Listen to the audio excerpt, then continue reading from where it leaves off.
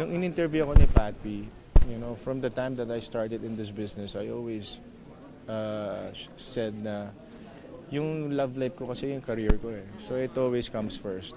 So Okay na sa'yo yun? Na you love for it? now, at this age, bata pa naman ako eh. Oo. Totoo naman. Totoo naman. Yes. Tumingin ka sa... Yes. Hindi ako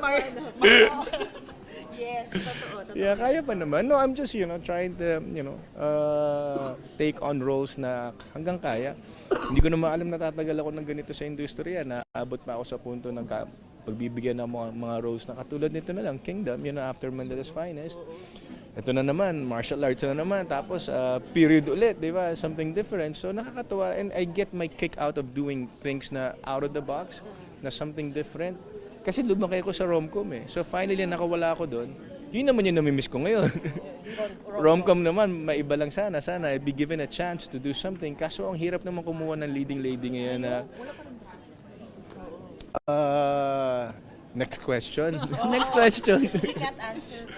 Yung schedule. Mahirap yung schedule natin. Puno tayo. Kaya nga sabi, ang dami nagsasabi sa akin.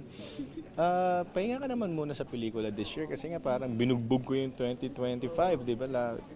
In 1 month, lumabas yung The Ride, lumabas yung Meet and Greet, lumabas yung Kingdom sa Netflix, lumabas yung Manila's Finest. Sabi ko, pati ako nagsawa sa sarili ko eh.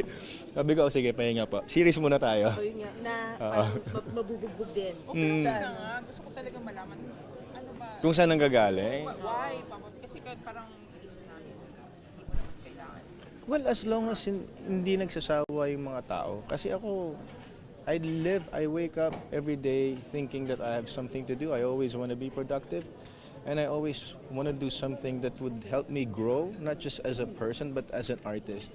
And being on the set is like being in a playground for me. Pag meron akong tinitake na character, I live it. Hindi ko siya inuuwi, hindi ko naman siya mini-method.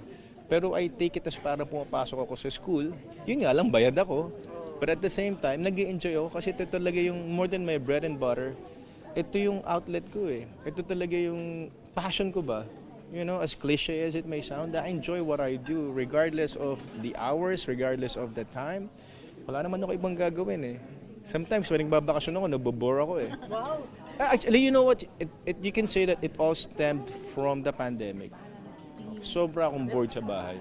Na-trauma ka? That's when I realized I cannot stay home. I cannot be idle. And from 2022 up to the present, hindi pa ako nagpahinga. I get my month off pag pumapayag yung manager kong slave driver, pero like this year, I have 3 weeks off, pero may kasamang shows yun on the side. Kung magkano na yun, hinga na yung show. Yung 5 araw na pahinga ko after New Year's, more than what I could ask for. I'd rather be working. I love to work. Yung burnout naman. Yung burnout nangyari sa akin yan before I turned 40. Now I'm turning 50 and I'm like, hindi ko na mararamdaman yun kasi ano bang silbi ng buhay kung wala kang gagawin, I'd rather naisip ka ng gagawin mo, ito na yung gagawin mo, mag-isip ka pa, and nabibigyan ka ng magagandang blessing. So I just really cherish it and I make sure that I give it my best. Kung dumating yung love life, tsaka na natin pag-usapan yan. Ngayon na.